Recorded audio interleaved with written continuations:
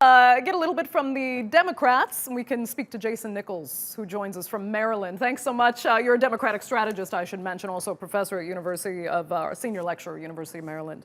Thanks for joining us. I imagine you think the DNC will be a tough act to follow. Tell us why.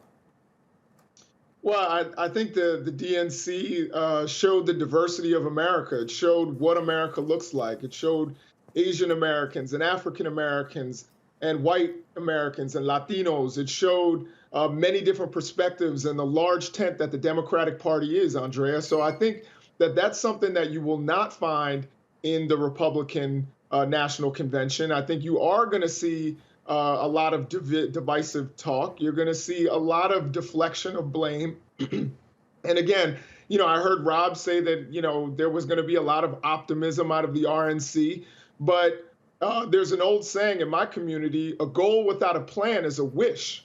So what we're not going to get from President Trump is a plan on how we are going to address the coronavirus or COVID-19. He doesn't have one.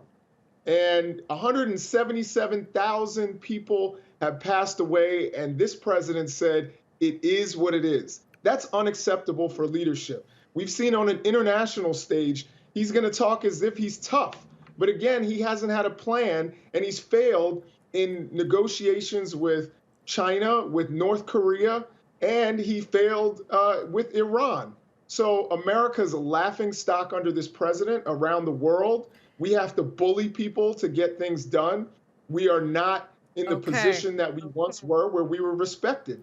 And I think that that's something that you're going to see this president and the Republican Party deflect from and make it seem as though this is all the fault of Democrats. It's so interesting, though, Jason, because you refer to our image around the world. And something we've learned in elections past is that a lot of Americans don't really care. And Trump has capitalized on that, saying, why should we care? We are only about America. This is what matters to us. And the fact that the Democrats have really tried to embrace the diversity and inclusion, that's actually worked against certain voters' interests because they believe it's that inclusion that's cost the white kind of majority there, that allowing immigration, allowing these minorities more to come in and build their ranks hasn't worked in the interest of the majority of Americans. So it's really interesting to see these two different Americas emerging, now more than ever, wanting completely different things, one embracing the diversity, one scorning it. How do you reconcile that? Well, I think Joe Biden and Kamala Harris, and this is why the pick of Kamala Harris symbolically is so important, is that she represents so many demographics and so many Americans who have been left out. And I think, there are many women who are going to feel, regardless of their race, they're going to see the difference in these two tickets. They're going to see one ticket with a middle-aged, multiracial woman who is kind of an every woman, and then you're going to see two old men who look like 44 other presidents we've had, or 43. So again, I think that this is where you see with a Joe Biden who is a centrist, who is an older white man, and him paired up with a younger African-American and Asian-American woman, you see that these sides can reconcile and work together.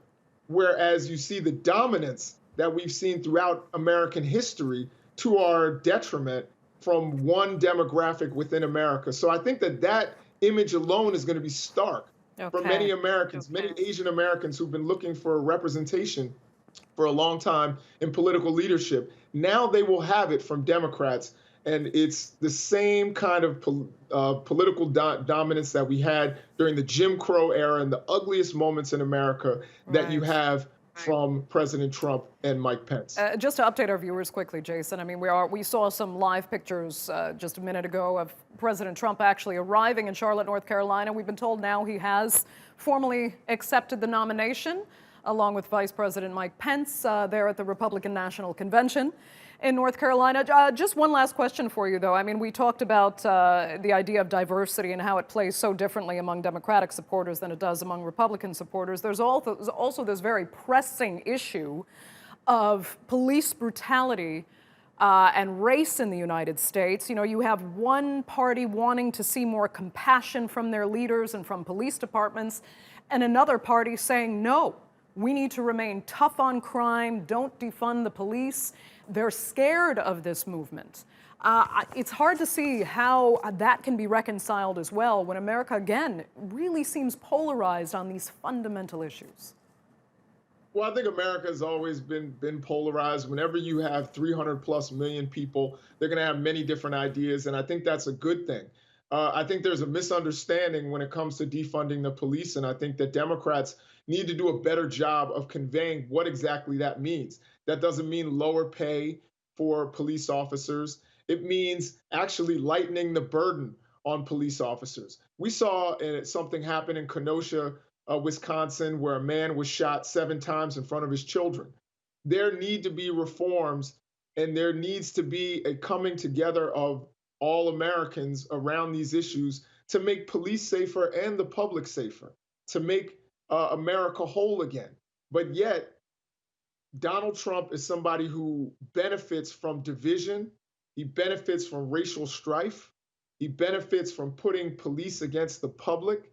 He benefits from taking away the 10th Amendment and basically nationalizing Homeland Security into a national police force, which in America we have fought to keep away, and our framers really wanted us to have local policing, but yet he's bringing in federal police to come in with no identification and harm communities who are protesting. And we've never seen this kind of protest this long and this sustained in American history, possibly, maybe 1968. But I would say even now is even longer, despite the pandemic. America is falling apart. We need new leadership. We need a restart. And the RNC is going to deny all of these facts. They're going to deflect responsibility, and that's not leadership, Andrea. Okay, Jason, great to talk to you. Thanks for joining us there from Maryland. We appreciate it.